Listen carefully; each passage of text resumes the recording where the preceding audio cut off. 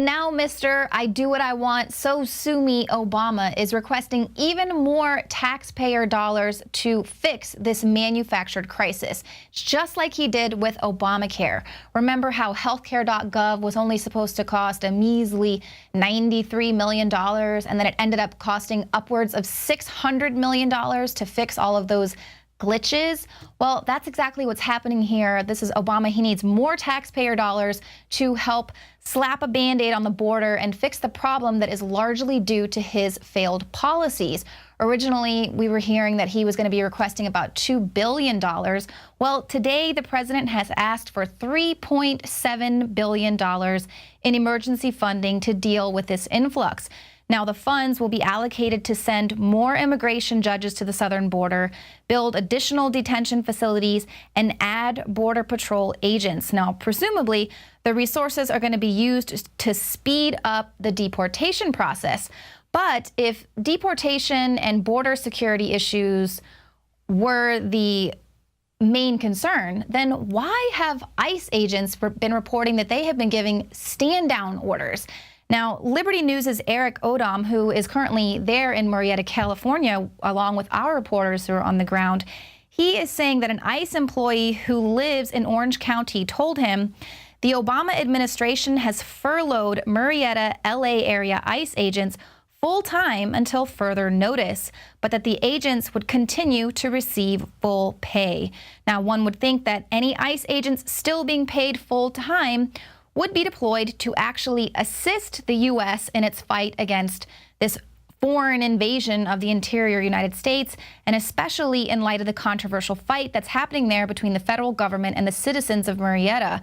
Now, Odom notes that this move weakens American security without even saving any money. So they're basically getting full-time pay to stand down. Now, this stand down was confirmed by California Border Patrol Union Representative Ron Zermano, who told ABC News station there in San Diego that he has been placed under a gag order.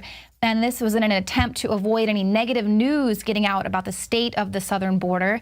And Zermano said that the order was designed to prevent him from saying that no agents will be securing the southern border, which of course is just going to allow many more illegals to flood in. Now, people are kind of saying that this furloughing of the ICE agents is likely to increase the concerns that the Obama administration is applying the Cloward-Piven-style strategy of intentionally provoking a border crisis in order to bring the country into a state of near social collapse.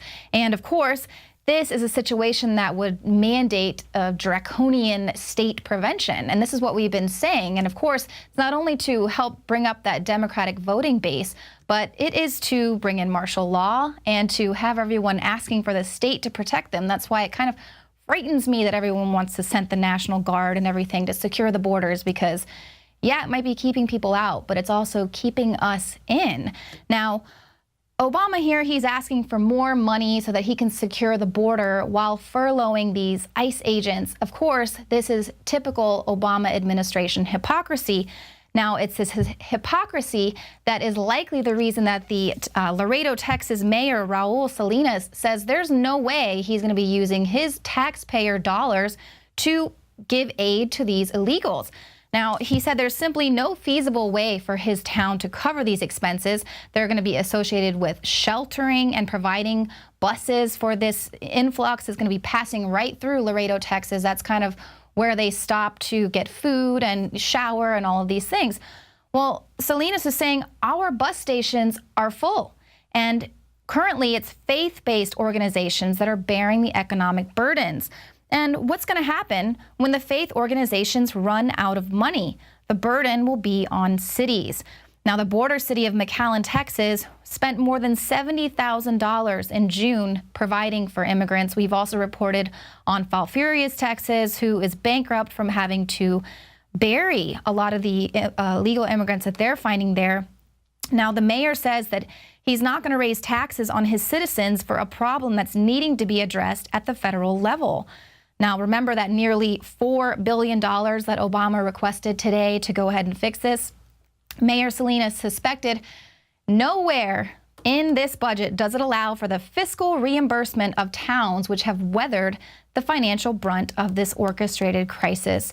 So Obama is requesting all of this money, and he's not even going to be paying back these border towns who are suffering financially. Some of these towns are going to have to raise their taxpayer dollars, go into their taxpayer coffers to pay for these things, and they're not going to be reimbursed. Towns are going bankrupt over this.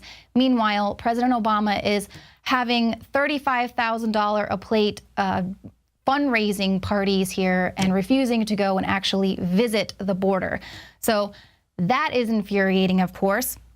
But I would venture to say that Salinas, I bet he is a Mexican American. And here he is saying that he does not want to use his taxpayer dollars to provide aid to illegals. And who else was a very famous Mexican American that was also anti-illegal immigration?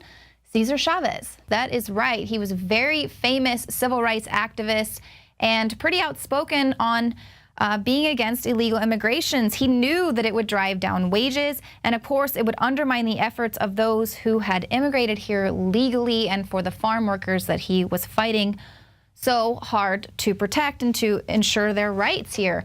But of course, these are just kids, these are just kids, and now we're not even allowed to call them illegal aliens. We can't call them even undocumented illegal children anymore. They're not migrants. No, the UN now wants us to refer to them as refugees. They're all refugees. Now, the United Nations officials are pushing for many of these Central Americans fleeing to the U.S. to be treated as refugees that have been displaced by armed conflict. Now, this is a designation that is, of course, meant to increase pressure on the U.S. to accept tens of thousands of people who are currently ineligible for asylum if they get this designation as a refugee.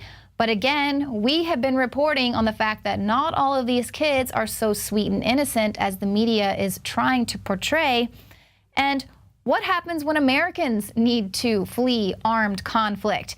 Here, an internal Border Patrol executive summary has confirmed that at least 16 unaccompanied illegal minors are members of the brutal El Salvadorian street gang MS-13. Now, how'd they find this out?